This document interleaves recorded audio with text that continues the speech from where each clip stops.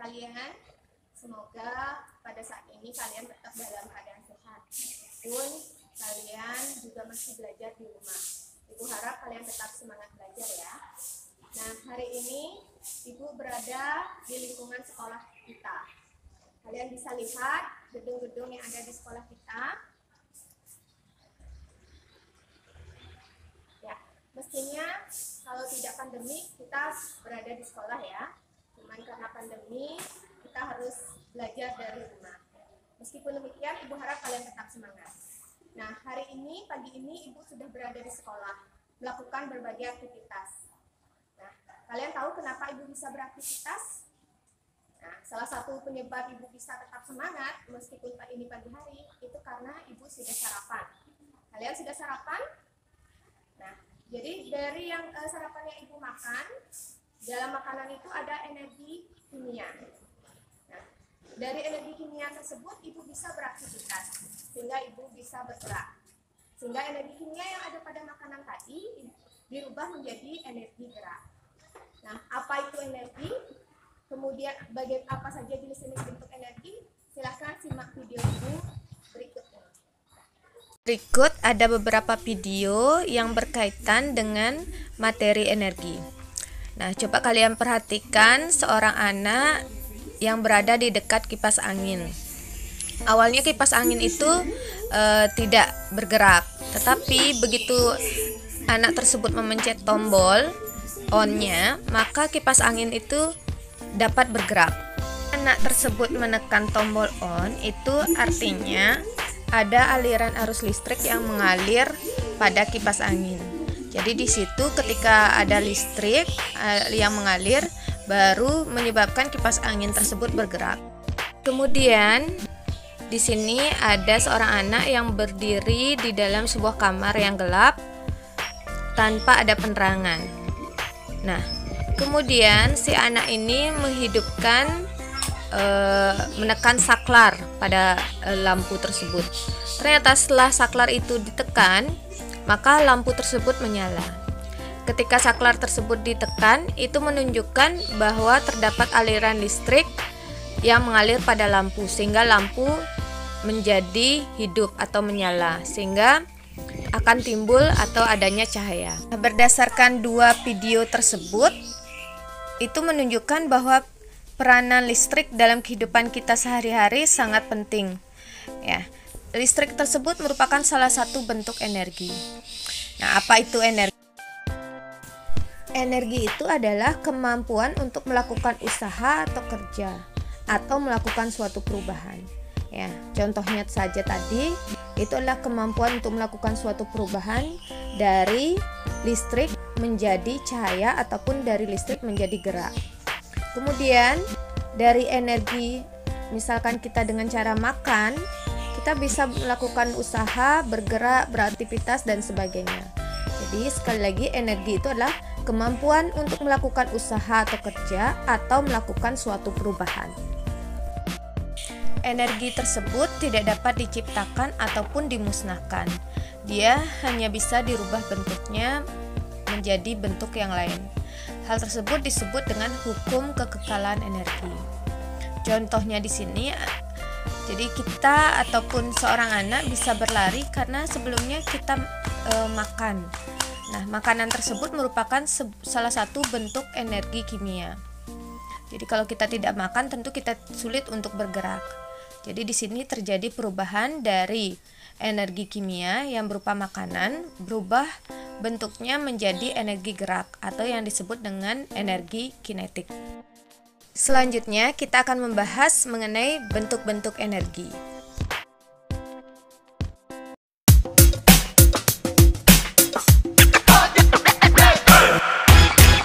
Energi tersebut banyak sekali jenisnya.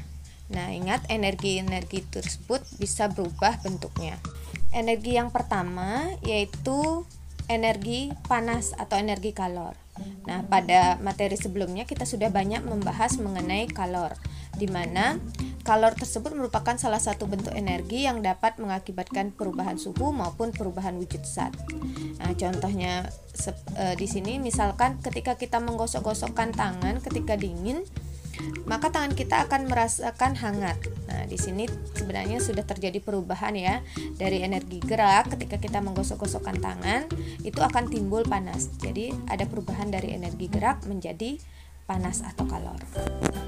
Kemudian berikutnya ada energi kimia. Nah, energi kimia tersebut banyak terdapat pada misalkan makanan, kemudian ada bensin, dan ada juga pada gas. Nah, energi kimia yang terdapat pada makanan ataupun bensin ini bisa mengakibatkan perubahan energi. Misalkan dari makanan kita bisa jadinya bergerak, sehingga terjadi di situ perubahan energi kimia menjadi gerak. Ataupun pada motor ataupun mobil, ketika motor atau mobil yang sudah diisi bensin, maka motor atau mobil itu mampu bergerak. Hal itu menunjukkan terjadi perubahan dari energi kimia dari bensin menjadi energi gerak.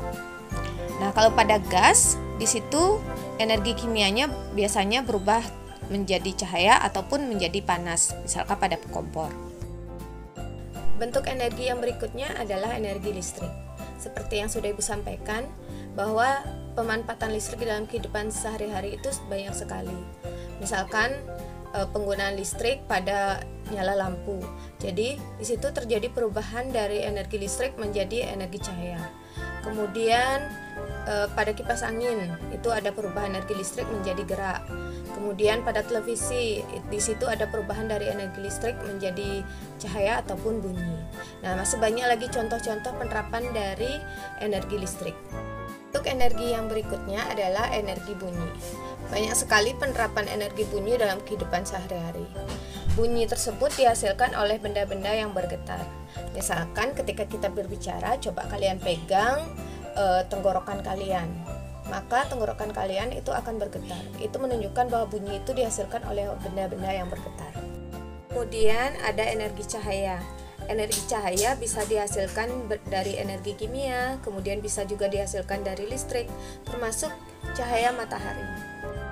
Jenis energi yang berikutnya adalah energi potensial. Energi potensial itu adalah energi yang dimiliki oleh suatu materi atau suatu zat karena lokasi atau kedudukannya. Contohnya misalkan suatu buah kelapa yang berada pada suatu ketinggian. Nah, untuk pembahasan mengenai energi potensial akan kita bahas lebih mendetail nanti. Kemudian bentuk energi yang lain adalah energi kinetik atau energi gerak. Nah, penjelasan mengenai energi kinetik kita akan bahas lebih detail nanti.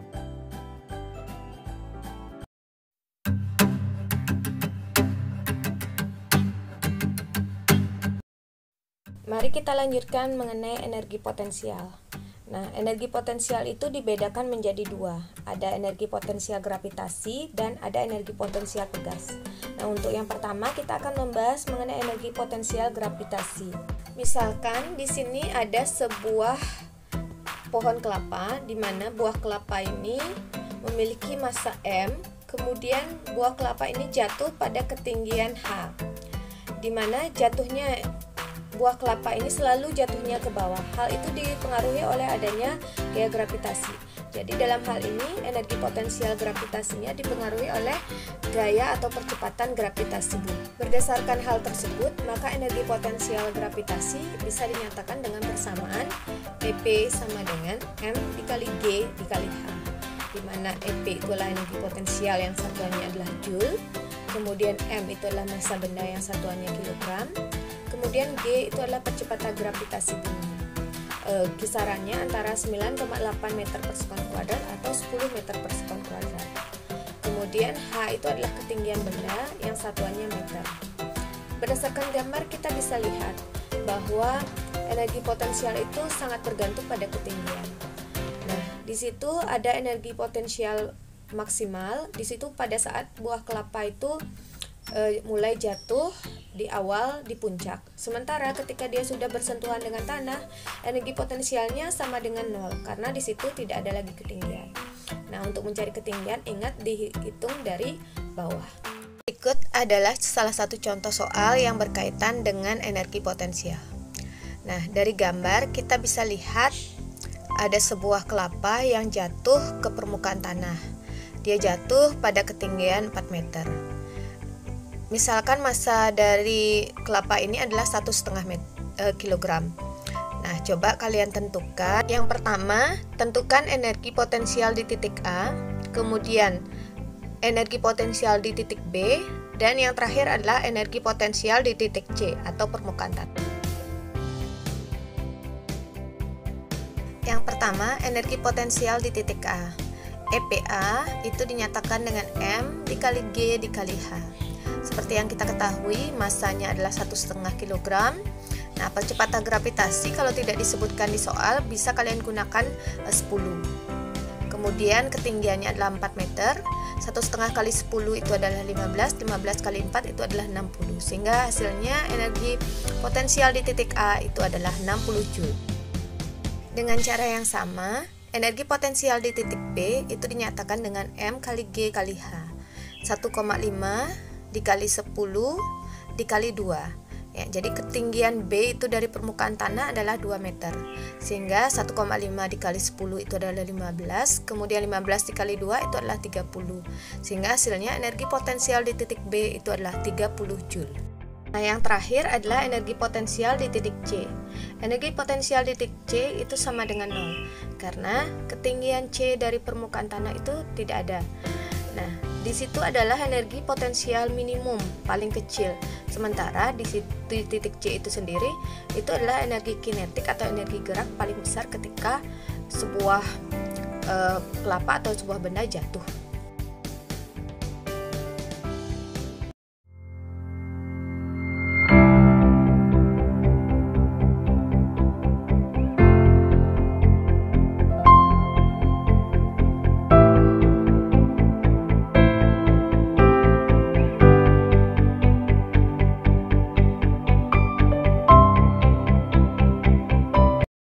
Energi potensial yang akan kita bahas berikutnya adalah energi potensial elastis. Energi potensial elastis adalah energi potensial yang berasal dari benda elastis yang mengalami perubahan bentuk karena adanya tekanan. Coba kalian perhatikan, di situ ada sebuah pegas, kemudian ada sebuah massa yang besarnya M. Nah, ketika kita berikan dorongan kepada pegas tersebut dalam bentuk gaya atau F, maka pegas itu akan mengalami proses tertekan atau mengalami penekanan. Nah, pada saat massa itu dilepas kembali, maka pegas tersebut akan mengalami perubahan. Nah, hal tersebut mengakibatkan akan terjadinya perubahan panjang atau di situ dilambangkan dengan X. Berdasarkan keadaan tersebut, maka energi potensial pada pegas dinyatakan dengan EP sama dengan setengah kali F kali delta X, di mana F itu adalah K kali delta X, maka energi potensial itu dinyatakan dengan setengah kali K kali delta X kuadrat. EP itu adalah energi potensial yang satuannya adalah Joule, kemudian F itu adalah gaya pegas yang satuannya Newton, delta X itu adalah pertambahan panjang pegas yang satuannya meter, dan K adalah konstanta pegas yang satuannya adalah Newton per meter. Kita lanjut dengan energi kinetik atau gerak. Energi kinetik atau gerak itu dinyatakan dengan EK sama dengan setengah kali M kali P kuadrat, di mana EK itu adalah energi kinetik yang satuannya adalah Joule, M itu adalah massa benda yang satuannya kilogram, dan P adalah kecepatan benda yang satuannya meter persekuit. Jadi energi kinetik itu bergantung pada massa benda, kemudian kecepatan.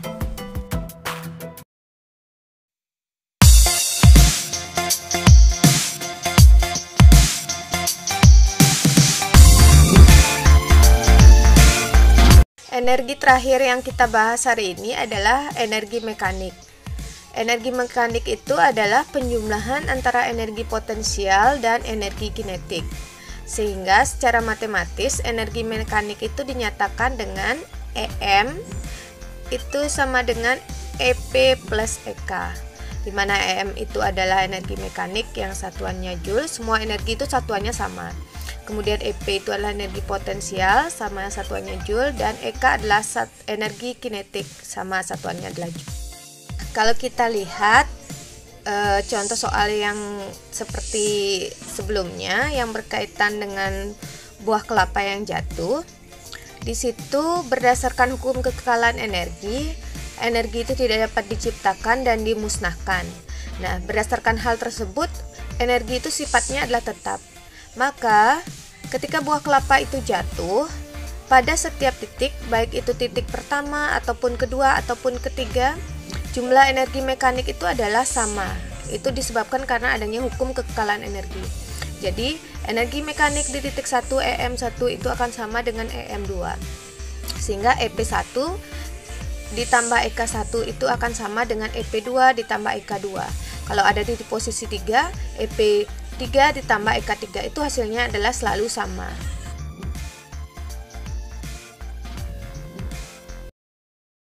Keadaan mengenai energi kinetik, energi potensial, ataupun energi mekanik pada suatu benda yang jatuh bisa kita lihat pada gambar yang Ibu tampilkan di sini.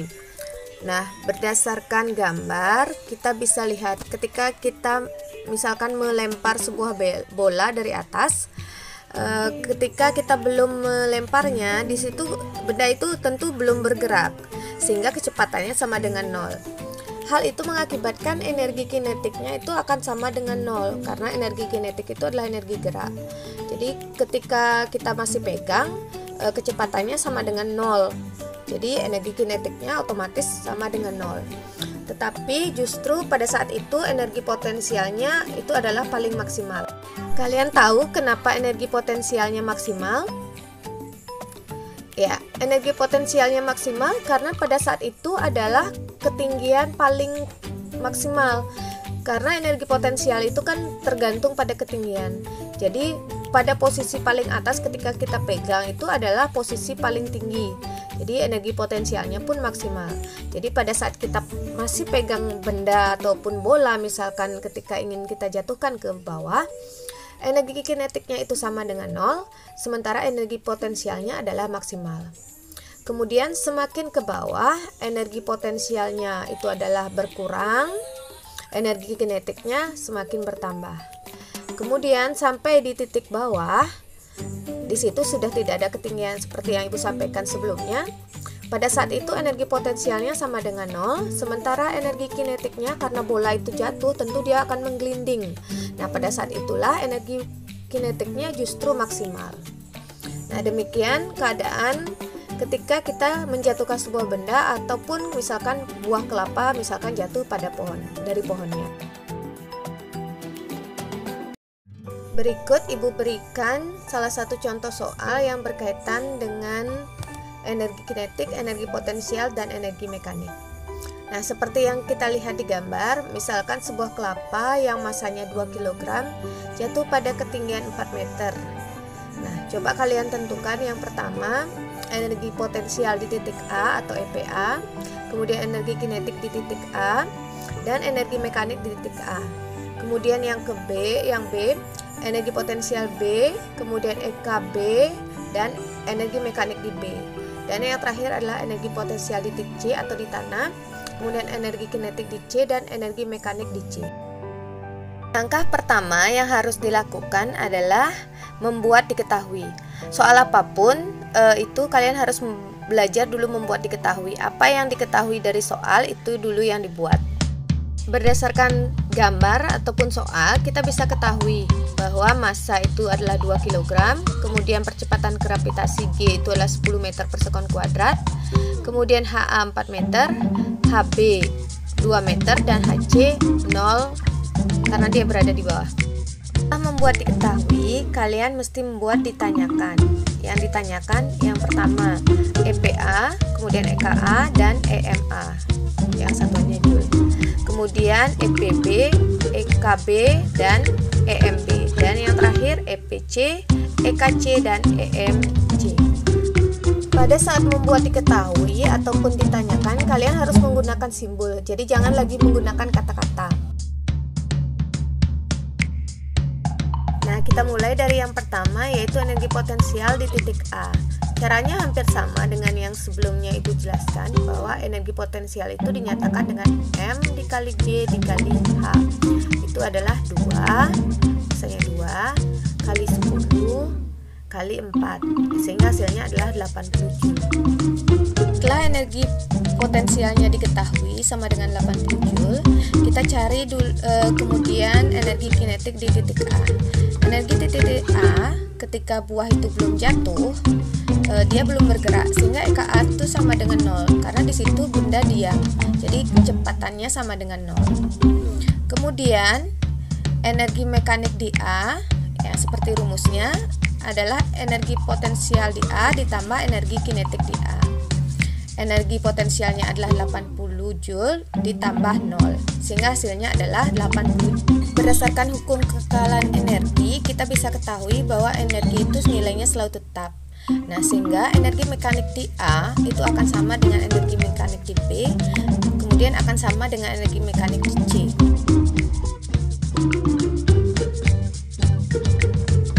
Cara yang sama untuk mencari energi potensial di titik B itu dinyatakan dengan M dikali G dikali HB ketinggian D, yaitu 2 dikali 10 dikali ketinggian HB itu adalah 2 meter, sehingga hasilnya adalah 40 Joule. Kemudian untuk mencari energi kinetik kita harus mengetahui kecepatan. Nah, di dalam soal kita tidak diketahui kecepatan di titik A, B ataupun C. Oleh karena itu kita gunakan konsep energi hukum kekekalan energi, di mana energi mekanik di A sama dengan energi mekanik di C sama dengan energi mekanik di C, sehingga hasilnya adalah 80 Joule. Nah, berdasarkan hukum kekekalan energi ini kita bisa ketahui energi mekanik di B 80 Joule. Nah, berdasarkan rumus dari energi mekanik di B itu adalah EPB ditambah EKB, sehingga 80 Joule sama dengan 40 Joule ditambah EKB. Nah, berdasarkan hal tersebut maka bisa dicari EKB, sehingga diperoleh EKB adalah 80 Joule dikurangi 40 Joule, hasilnya adalah 40 Joule. Jadi EPB adalah 40 Joule, EKB 40 Joule, dan energi mekanik di B adalah 80 Joule. Nah, kemudian untuk energi potensial di titik C itu adalah sama dengan 0 karena HC itu sama dengan 0. Ya, ketika dia di permukaan tanah, kita anggap dia tidak memiliki ketinggian karena tinggi itu dihitung dari bawah. Dengan cara yang sama seperti nomor B, karena kecepatan tidak diketahui, kita gunakan hukum kekekalan energi, di mana energi mekanik di C itu sama dengan energi mekanik di B sama dengan 80 Joule. Energi mekanik itu dinyatakan dengan EP tambah EK. Nah, karena energi mekanik sudah diketahui 80 Joule, energi potensialnya 0, sehingga diperoleh energi kinetik di C. Energi kinetik di C itu adalah 80 Joule dikurangi 0, sehingga energi kinetik di C adalah 80 Joule. Jadi energi potensialnya sama dengan 0 atau minimum, energi kinetiknya adalah 80 Joule, itu adalah energi kinetik terbesar, dan energi mekaniknya sama dengan di semua titik, yaitu 80. Demikian penjelasan mengenai energi dan bentuk-bentuk energi beserta contoh soal. Semoga bermanfaat.